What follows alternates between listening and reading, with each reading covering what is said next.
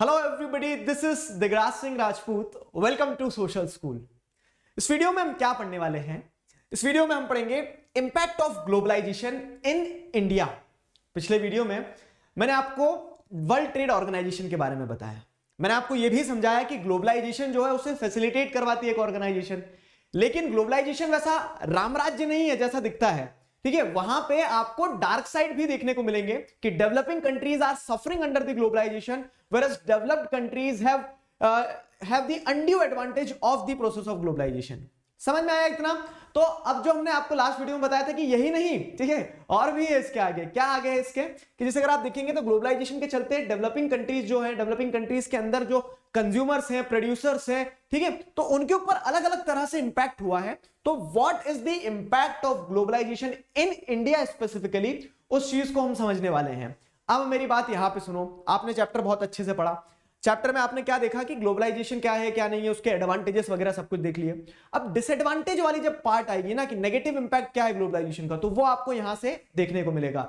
तो ग्लोबलाइजेशन का पॉजिटिव भी है, नेगेटिव भी है। तो पहले पॉजिटिव भी बता देता हूं कि कंज्यूमर्स को ग्लोबलाइजेशन से बहुत ज्यादा फायदा है। कैसे फायदा है कंज्यूमर्स को ग्लोबलाइजेशन से? देखो, तो पॉजिटिव की अगर बात करें तो globalization is advantageous to consumers, particularly the well off section in urban areas। Urban areas में जो well off, so called well off section है ना, उसे यहां पे क्या देखने को मिलेगा आपको कि उसे फायदा है ग्लोबलाइजेशन से। उसे किस तरह से फायदा है ग्लोबलाइजेशन से?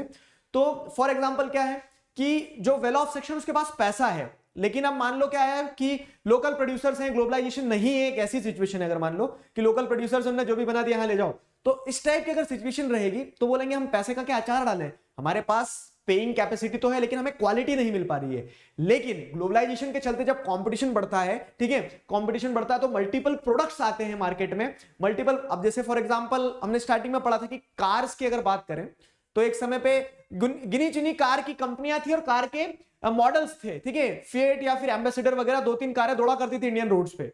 लेकिन आज आप इतनी कार से कि हम हर कार का नाम भी नहीं बता सकते हैं, ठीक है। तो उस तरह से क्या है कि जब ग्रेटर चॉइस आई लोगों के पास, और वो ग्रेटर चॉइस कब आई? ग्लोबलाइजेशन की मदद से, इंक्रीज कंपटीशन की मदद से। तो विद द ग्रेटर चॉइस, ठीक है, improved quality of products at lower prices, ठीक है, were being seen in the market. तो अब क्या हुआ कि इंप्रूव्ड क्वालिटी ऑफ प्रोडक्ट आपको लोअर प्राइसेस में मार्केट में देखने को मिलेंगे, ठीक है, कि कम पैसे में भी लोगों को क्या अच्छी क्वालिटी का सामान मिलने लगा ड्यू टू ग्लोबलाइजेशन। कंपटीशन बढ़ा ना, तो सबने कॉस्ट रिड्यूस करने की कोशिश करी, कम से कम पैसे में अच्छा सा अच्छा प्रोडक्ट देने की प्रयास किए, ठीक है।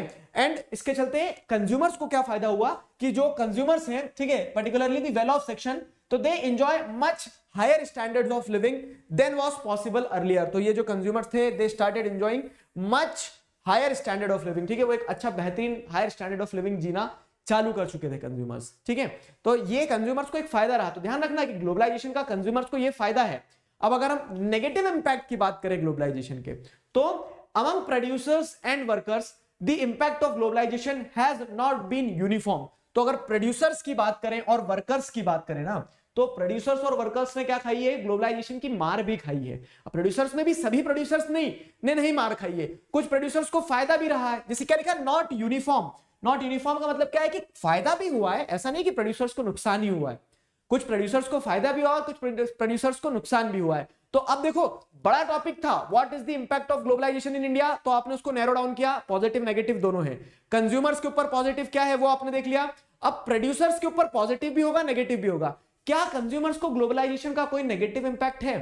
एक क्वेश्चन मैं पूछ रहा हूं बस आपसे, जैसे आपकी बुक में नहीं दिया है लेकिन अगर आ गया, what is the negative impact of globalization on consumers?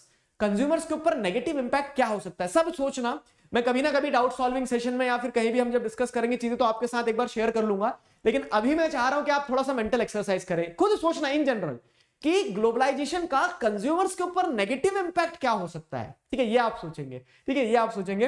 अब जो हम यहां पे आपको बता रहे थे, तो प्रोड्यूसर्स की अगर बात करें, प्रोड्यूसर्स की बात करें, वर्कर्स की बात करें, तो इनके ऊपर जो इंपैक्ट रहा है, it is not been uniform.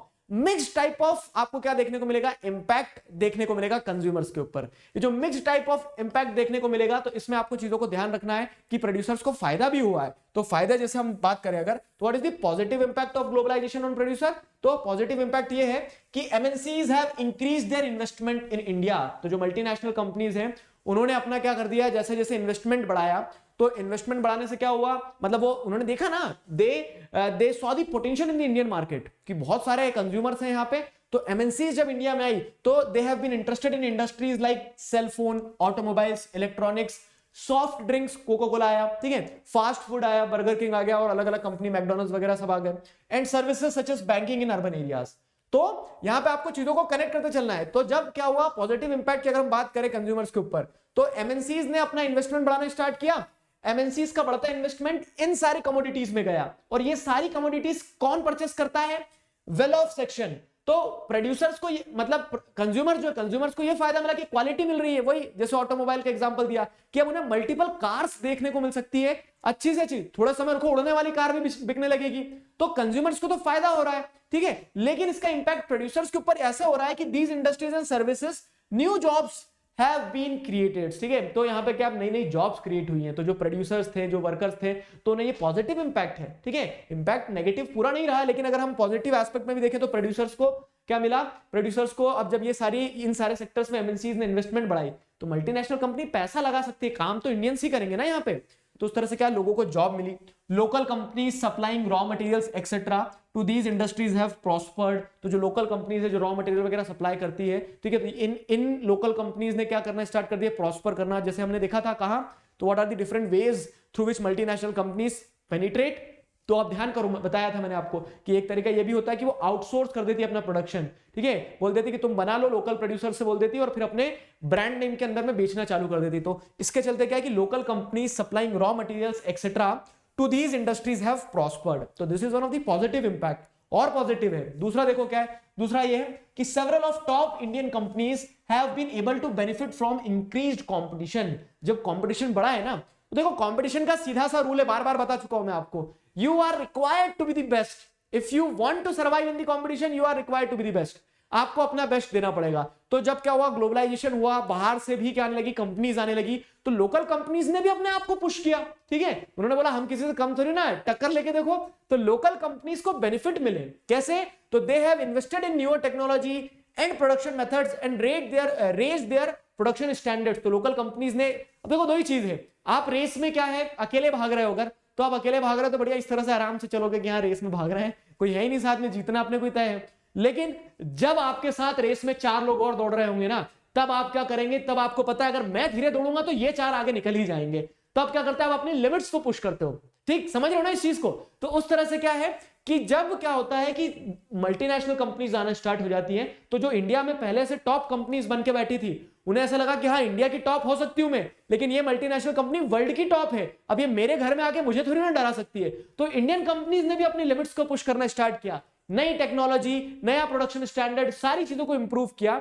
They have gained from successful collaboration with foreign companies, ठीक है। और इसी के चलते क्या है कि जो टॉप इंडियन कंपनीज थी, तो मल्टीनेशनल कंपनी का एक रूट क्या था, याद करो जरा, करण अर्जुन वाले मोड पे जाके ध्यान करो चीजों को, हमने पढ़ा था what are the different ways through which, different routes through which multinational companies penetrate into various markets. तो एक तरीका ये था कि मल्टीनेशनल कंपनीज कोलैबोरेशन में आ जाती है, किसके साथ, लोकल कंपनीज के साथ में, और वही हुआ फोर्ड एंड महिंद्रा वाली कहानी ध्यान आई, मैंने पढ़ाया था आपको।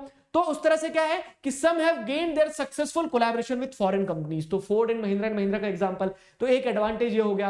एडवांटेज ध्यान रखते चलना, what is the impact of globalization, if we are talking about positive impact, तो ये पॉजिटिव हमें क्लियरली दिखाई दे रहे हैं यहाँ पे।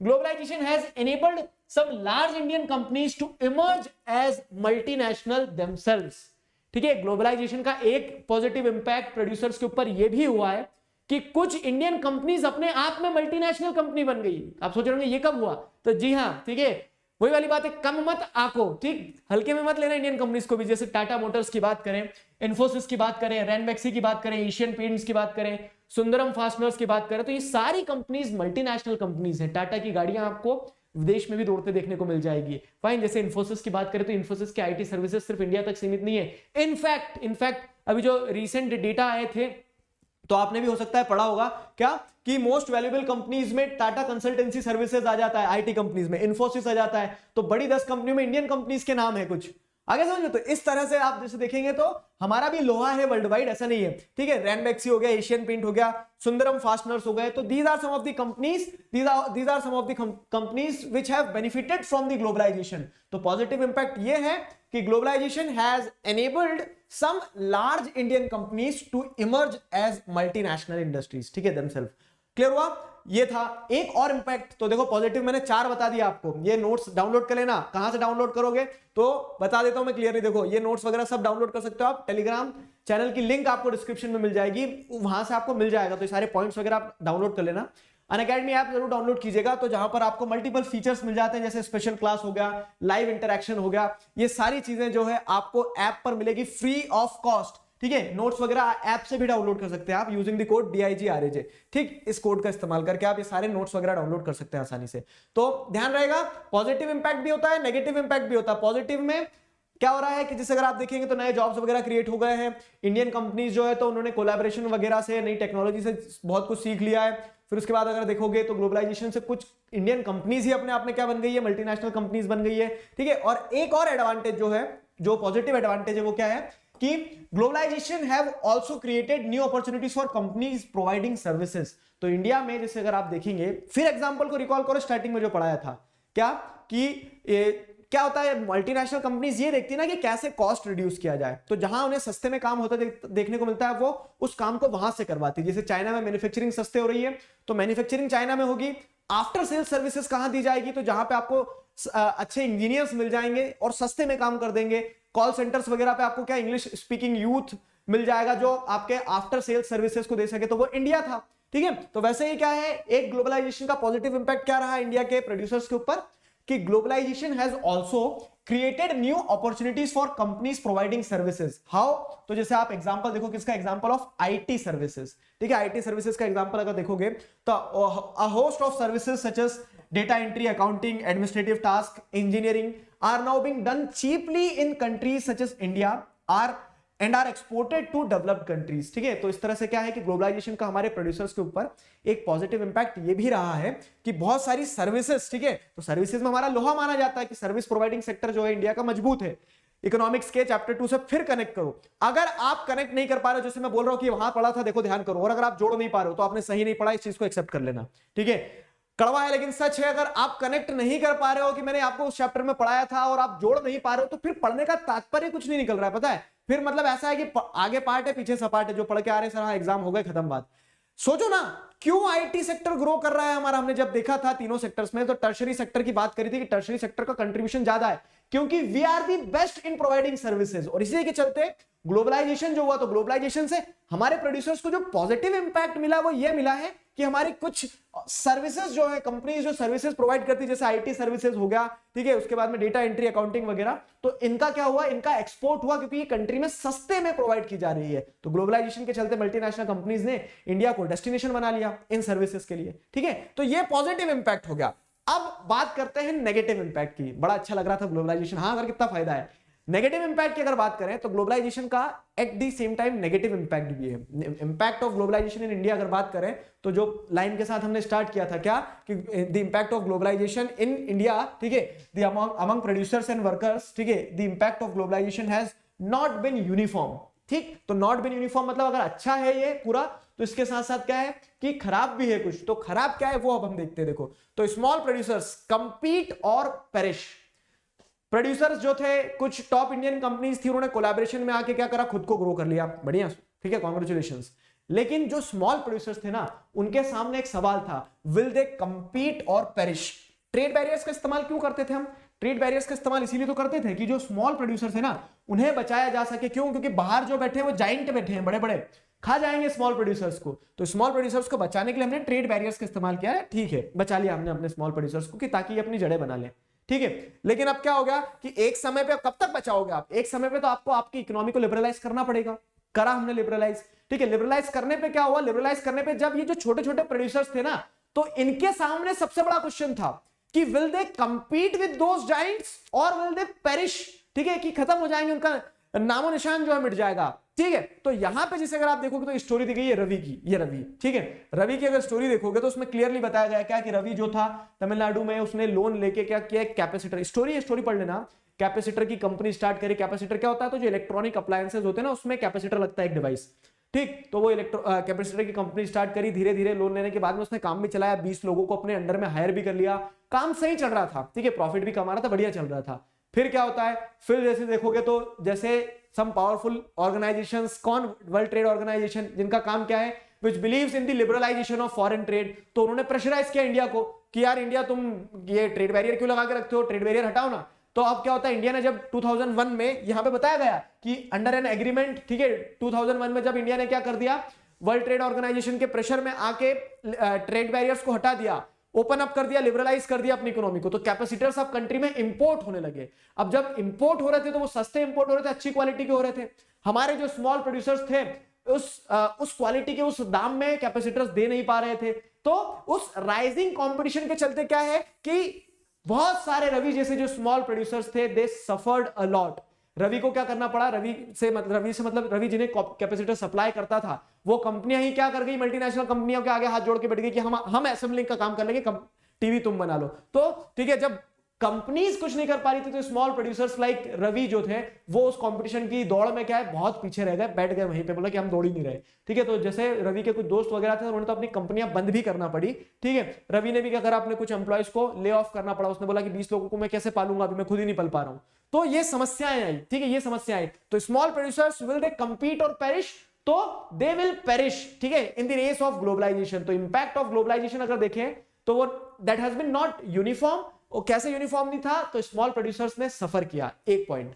दूसरा अगर आप देखोगे तो कंपटीशन एंड अनसर्टेन, ठीक है, uncertain employment, competition and uncertainty, uncertain employment की अगर हम बात करें, कंपटीशन एंड अनसर्टेनिटी आएगी शायद यहाँ पे, ठीक है। तो यहाँ पे स्टोरी दी गई है सुशीला की। सुशीला की स्टोरी को भी समझो, फिर एनालाइज करेंगे दोनों चीजें। तो सुशीला की स्टोरी में बताई गई है कि 35 साल की सुशीला जो है तो एक गारमेंट मैन्युफैक्चरिंग कंपनी में काम करती थी, बढ़िया, उसको इंश्योरेंस भी मिलता था, काम भी उतना ज्यादा नहीं था, पैसा भी ठीक ठाक मिल जाता था। लेकिन क्या है, लिबरलाइजेशन के होने से क्या हुआ, जब कंपटीशन बढ़ा तो उस कंपटीशन के चलते क्या हो गया, ये भी स्मॉल प्रोड्यूसर था, ये गारमेंट कंपनी, वो कंपनी बंद हो गई है। अब क्या है, अब सुशीला को दूसरा काम ढूंढना पड़ा, घर से बहुत दूर दूसरा काम मिला, वहां पे कोई बेनिफिट्स नहीं है, ठीक है। पहले सुशीला परमानेंट वर्कर थी, अब जिस कंपनी ने हायर किया है तो वो कंपनी भी एमएनसी के प्रेशर में काम कर रही है, तो वो क्या करती है, किसी को परमानेंटली हायर नहीं करती है। क्यों? क्योंकि ऐसा है ना, जितने दिन काम करेंगे उतने दिन पैसा दे देंगे, बाकी पैसा नहीं देंगे। तो सुशीला को ज्यादा लंबे समय काम करना पड़ता है, कम पैसे में काम करना पड़ता है। तो Sushila as a worker, Sushila workers को रिप्रेजेंट कर रही है, ठीक है। तो वर्कर्स जो है तो उन्होंने भी क्या किया, वर्कर्स ने भी सफर किया। क्यों? क्योंकि जब ग्लोबलाइजेशन हुआ तो बहुत कट थ्रोट कंपटीशन होने लगा, तो वर्कर्स को क्या किया गया, पूरा प्रेशर जो है, मल्टीनेशनल कंपनी को प्रॉफिट बनाना है, प्रॉफिट बनाने के लिए वो चीजें सस्ते मिलेंगी, वो चीजें सस्ते मिलेंगी तो जो उसके सप्लायर्स हैं, प्रोड्यूसर्स हैं, वो चीजें सस्ती बनाने का कोशिश करेंगे। अब जब वो चीजें सस्ती बनाने का कोशिश करेंगे तो वो अपनी कॉस्ट कट करेंगे। अब वो कॉस्ट कैसे कट करेंगे, तो वो वर्कर्स को कम पैसा देंगे। तो आखिरी में जो लास्ट मैन स्टैंडिंग है वो है वर्कर, और वर्कर को सफर करना पड़ रहा है पूरी इस प्रोसेस ऑफ कॉस्ट कटिंग में, ठीक है। कॉस्ट कटिंग की पूरी प्रोसेस में वर्कर को सफर करना पड़ रहा है, ठीक है। तो what are the impact of globalization in India, positive और नेगेटिव, दोनों समझे आपने। तो नेगेटिव की अगर हम बात करें तो स्मॉल प्रोड्यूसर्स जो है उन्होंने बहुत ज्यादा सफर किया। तो स्मॉल प्रोड्यूसर्स कंपीट और पेरिश। तो ग्लोबलाइजेशन में जैसे देखेंगे, ग्लोबलाइजेशन पोजेस, ठीक है, posed challenges for small producers. Small producers के सामने ग्लोबलाइजेशन ने चैलेंज दिया, टफ कंपटीशन दिया, जिसके चलते जैसे batteries, capacitor, plastics, toys, tyres, dairy products, vegetable oil are some of the industries where the small manufacturers have been hit hard due to competition. मतलब ये ऐसे प्रोडक्ट थे, पहले कंट्री के अंदर ही प्रोड्यूस हो रहे थे, कोई दिक्कत नहीं थी, लेकिन जब अब ग्लोबलाइजेशन हुआ, इकोनॉमी को लिबरलाइज कर दिया गया, तो इन रेंजेस में टफ कंपटीशन फेस करना पड़ा, ठीक है। Several of the units have shut down, rendering many workers jobless. बहुत सारी कंपनियां तो बंद करना पड़ी और बहुत सारे लोग रोड पे आ गए, जॉबलेस घूम रहे हैं, ठीक है। फिर आगे देखोगे तो क्या है, competition and uncertain employment. Competition and uncertain employment की बात करें तो कंपटीशन एंड अनसर्टेन एम्प्लॉयमेंट में क्या बताया गया है कि कंपटीशन जैसे जैसे इंक्रीज हुआ है, ठीक है, most employers these days prefer to employ workers flexibly. तो कंपटीशन इंक्रीज हुआ तो अब क्या होने लगा है, मैंने जो आपको बताया ना वर्कर्स को कैसे सफर करना पड़ा, कि कंपटीशन जब बढ़ा तो एम्प्लॉयर्स को अब ऐसा लगा, एम्प्लॉयर मतलब जो हायर करेगा, जो मालिक है, मालिक को ऐसा लगता है कि यार मैं अगर लोगों को परमानेंट जॉब देते चले जाऊंगा, तो ऐसे में ये है कि एक जितने दिन काम करेंगे उसके अलावा परमानेंट जॉब में तो बहुत सारे बेनिफिट्स देना पड़ते हैं। उन्होंने सोचा इनको इतने बेनिफिट्स दूंगा तो फिर क्या होगा, मेरा काम कैसे चलेगा, मुझे प्रॉफिट कहां से मिलेगा। तो अब क्योंकि प्रेशर है ना, तो प्रेशर में अपना प्रॉफिट बचाने के लिए लोग क्या करते हैं, टेम्पररी बेसिस पे हायर करने लगते हैं, वादा नहीं करते कि हम तुम्हारा साथ देंगे, ठीक है। तो जब टेम्पररी बेसिस पे हायर करने लगते हैं तो उसके चलते क्या है, most employers this day prefer to hire workers flexibly मतलब जब इच्छा होगी तब निकाल देंगे। और इसके चलते वर्कर्स के मन में क्या रहेगी, एक अनसर्टेन एम्प्लॉयमेंट का डर बना रहेगा कि यार कब जॉब चली जाए,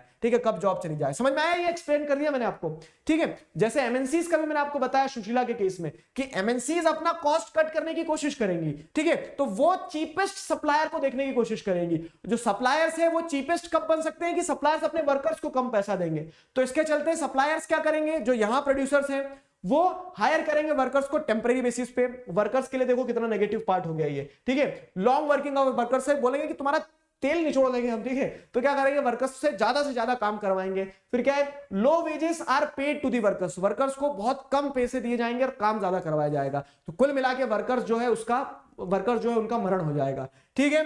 तो एमएनसीज मेक लार्ज प्रॉफिट्स। यहां पे आप देख रहे हैं तो इस पूरे ग्लोबलाइजेशन में आपको ये देखने को मिल रहा है कि वर्ल्ड इकोनॉमी बूम कर गई, ट्रेड बूम कर गया, लेकिन अल्टीमेटली जो एमएनसीज हैं उन्होंने मोटा पैसा बनाया, ठीक है। तो अब ये कॉस्ट कट करके जो प्रॉफिट जाएगा ऊपर, तो प्रॉफिट तो एमएनसी को जाना है, ठीक है। तो MNCs make large profits, workers are denied their fair share of benefits brought about by globalization, ठीक है। तो वर्कर्स जो है उन्हें लेकिन क्या कर दिया जाता है, उनका जो फेयर शेयर है वो डिनाई कर दिया जाता है। So these are some of the impacts of globalization in India, ठीक है। चलो जरा एक बार मेरे साथ रिकॉल करते हैं फटाक से 1 मिनट में।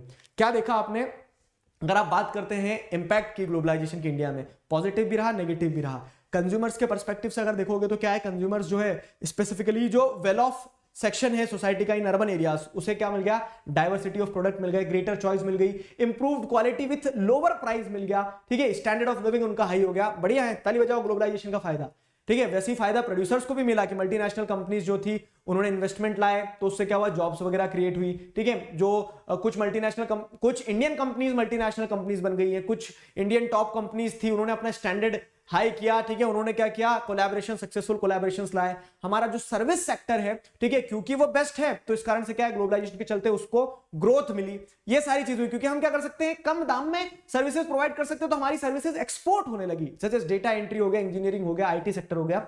ये एडवांटेजेस रहे पॉजिटिव, ठीक है। नेगेटिव अगर बात करी जाए, ठीक है, नेगेटिव या फिर डिसएडवांटेजेस क्या रहे, तो स्मॉल जो प्रोड्यूसर्स हैं, ठीक है, they perished in the tough competition of globalisation, ठीक है। वो सर्वाइव नहीं कर पाए, वो क्या हो गए, धीरे धीरे एक तरह से बोलते हैं ना, फना हो गए।